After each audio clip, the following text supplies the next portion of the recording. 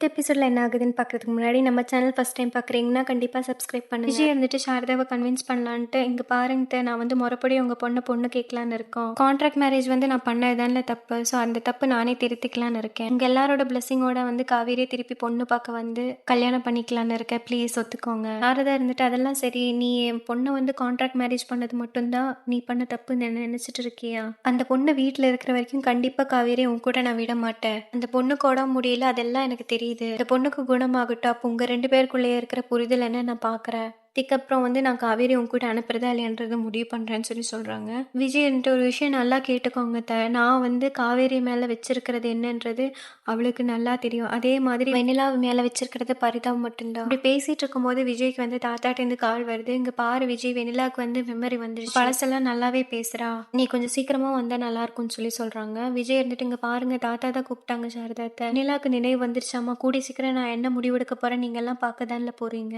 காவேரி இருந்துட்டு இருங்க நானும் உங்க கூட வரேன்னு சொல்றாங்க. சாரதா வந்து முறைச்சு பார்க்கும்போது, இல்லம்மா இந்த வீட்டுக்கு வெண்ணிலா கூட்டிட்டு வந்தது நான் தான். ஸோ அவங்க மேல இருக்கிற அக்கறையில தான் ஒரு வாட்டி போய் பார்க்கணும்னு இருக்கு. அதே மாதிரி என் மனசுக்குள்ள இருக்கிற குழப்பத்தை எல்லாம் எனக்கு வந்து தீக்கணும். இப்படி சொல்லி விஜயும் காவேரியும் வந்து விஜயோட வீட்டுக்கு கிளம்பி போறாங்க. விஜய் வந்து அங்க போய் வெண்ணிலாட்ட வந்து இங்க மாதிரி பொறுமையா வந்து எனக்கு கல்யாணம் ஆல்ரெடி ஆயிடுச்சு, காவேரி தான் என் ஒய்ஃப் சொன்னதும் வெண்ணிலாவால தாங்க முடியல, ரொம்ப கதறி அழுகுறாங்க. அப்புறம் வந்து காவேரி வந்து வெண்ணிலா ஹக் பண்ணி, இங்க பாருங்க உங்களோட கஷ்டம் நல்லாவே தெரியுது, நீங்க ஃபீல் பண்ணிக்காதீங்க, அவங்கள கண்டிப்பா இந்த ட்ராமால இருந்து வெளியே வரதுக்கு ஹெல்ப் பண்ணுவேன்னு நம்புங்க. இதோட இந்த எபிசோட் முடிச்சிருக்காங்க. அடுத்த எபிசோட்ல வந்து காவேரி வந்து வெண்ணிலாக்கு எப்படியாவது கல்யாணம் பண்றதுக்கான அரேஞ்ச்மெண்ட்ஸ் பண்றாங்க. என்ன ஆகுதுன்னு பொறுத்திருந்து பார்க்கலாம். அது வரைக்கும்